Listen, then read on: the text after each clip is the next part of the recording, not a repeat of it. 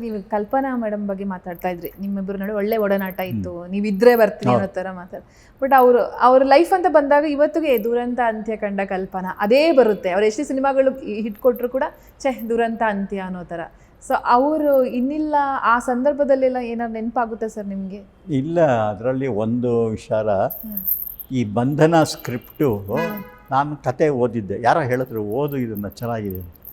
ಓದಿದ್ಮೇಲೆ ನಾನು ಉಷಾನವ್ರ ಹತ್ರ ಹೋಗಿದ್ದೆ. ಇದು ಬಾಬು ನಾನು ಕಲ್ಪನಾಗೆ ಕೊಟ್ಬಿಟ್ಟಿದ್ದೀನಿ, ಕಲ್ಪನಾ ಪರ್ಮಿಷನ್ ಇಲ್ಲದೆ ಕೊಡೋಕ್ಕಾಗಲ್ಲ ಅಂತ.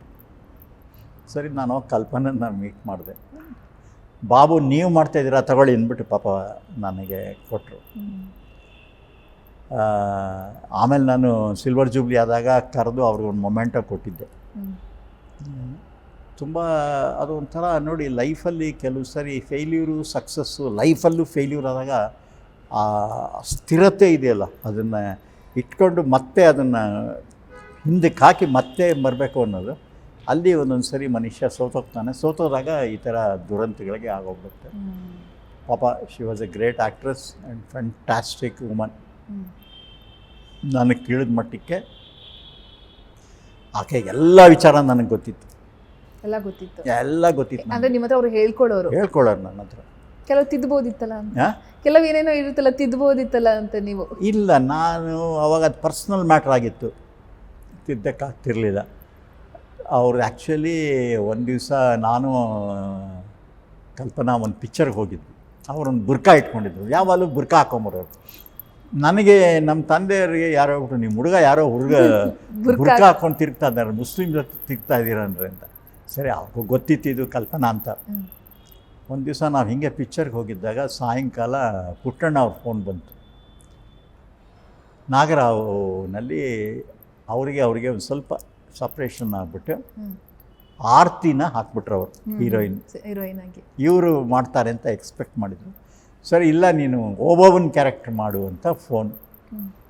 ಸುಮಾರು 1.5 hours ಅದ್ರ ಬಗ್ಗೆ ಡಿಸ್ಕಷನ್. ನಾನು ಅಲ್ಲೇ ಕೂತಿದ್ದೆ. ಮಾಡಲ್ಲ ಅಂದರೆ ಮಾಡಲ್ಲ ಅಂತ. ಕೊನೆ ಮಾಡಲೇ ಇಲ್ಲ ಆಕೆ. ಏನೋ ಅದು ಅವರ ಪರ್ಸ್ನಲ್ ಇದರಲ್ಲಿ ಅವ್ರಿಗೇನು ಮನಸ್ತಾಪ ಆಗಿತ್ತೋ, ಇಲ್ಲ ಡೈರೆಕ್ಟ್ರ್ ಹೇಳಿದ್ದು ಅವಳಿಗೆ ಅರ್ಥ ಆಗಲಿಲ್ಲೋ, ಇಲ್ಲ ಈಕೆ ಅವಳಿಗೆ ಆರ್ತಿಯವ್ರ ಕ್ಯಾರೆಕ್ಟರ್ ಮಾಡಬೇಕು ಅಂತಿತ್ತು, ಏನೋ ಅಂತೂ ಒಟ್ಟಿನಲ್ಲಿ. ಬಟ್ ನಾನು ಅದಕ್ಕೆ ಡೀಪಾಗಿ ಹೋಗಲಿಲ್ಲ. ಆದರೂ ಅವರು ಅಂತ್ಯ ಮಾಡಲಿಲ್ಲ. ನಿಮಗೆ ಬಹಳ ನೋವಾಯಿತು? ಭಾಳ. ಹೋಗಿದ್ರ ಸರ್ ನೀವೆಲ್ಲ ನೋಡಿದ್ರ? ಇಲ್ಲಿ ಬೆಂಗಳೂರಿಗೆ ಹೋಗಿದ್ವಿ ನಾವು. ಯಾಕಂದ್ರೆ ನಮ್ಮ ಮನೆಗೆ ತುಂಬ ಕ್ಲೋಸ್ ಆಗಿದ್ಲು. ಯಾಕೆ ಅಂದರೆ ಅವರು ಕೂಡ ಯಾವುದೇ ಹಿನ್ನೆಲೆ ಇಲ್ಲದೆ ಮಂಗಳೂರಿಂದ ಬಂದು ಬದುಕು ಕಟ್ಕೊಂಡ. ಆಕೆ ಮೆಟ್ರೋಪಾಲ್ ಹೋಟ್ಲಲ್ಲೇ ಇರ್ತಿದ್ರು ಮೈಸೂರಲ್ಲಿ ಆ ಕಾಲದಲ್ಲಿ. ನಮ್ಮ ಮನೆಗೆ ಬಂದರೆ ನಮ್ಮ ತಂದೆಯವರಿಗೆ, ನಾನು ನಿಮ್ಮ ಮನೇಲೇ ಇರ್ತೀನಿ, ನಿಮ್ಮ ಮನೆ ಊಟ ನಿಮ್ಮದಲ್ಲೊಂದು ರೂಮ್ ಕೊಡಿ ಸಾಕು ಅಂಥೇಳಿ ನಮ್ಮ ಮನೇಲೇ ಇರ್ತಿದ್ರು. ಅಷ್ಟರ ಮಟ್ಟಿಗೆ ನಮಗೆ ಕಲ್ಪನೆಗೆ ಒಂದು ರಿಲೇಷನ್ಶಿಪ್ ಇತ್ತು. ಅನ್ಫಾರ್ಚುನೇಟ್, ಏನು ಮಾಡೋಕ್ಕಾಗಲ್ಲ. ಕೆಲವು ಸರಿ ಟೈಮಲ್ಲಿ ಅದು ಆ ದುರಂತಕ್ಕೆ ಡ್ರೈವ್ ಆಗಿದ್ದು ತುಂಬಾ.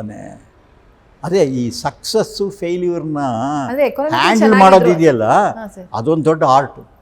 ಎಕನಾಮಿಕಲಿ ತುಂಬ ಚೆನ್ನಾಗಿದ್ರು ಅನಿಸುತ್ತೆ ಅವರು. ಎಕನಾಮಿಕಲಿ ಅವ್ರಿಗೇನು ತೊಂದರೆ ಇರಲಿಲ್ಲ. ಬಟ್ ಆದರೆ ಅವಳಿಗೆ ಯಾಕೆ ಒಂದು ಫ್ಯಾಮಿಲಿ ಸೆಟ್ಲ್ ಆಗಲಿಲ್ಲ ಅನ್ನೋದೊಂದು ಮನಸ್ಸಿನಲ್ಲಿತ್ತು. ಏನು ಮಾಡೋಕ್ಕಾಗಲ್ಲ. ಲೈಫಲ್ಲಿ ಕೆಲವು ಏನಾಗಬೇಕೋ ಅದು ಆಗ್ಬಿಡುತ್ತೆ.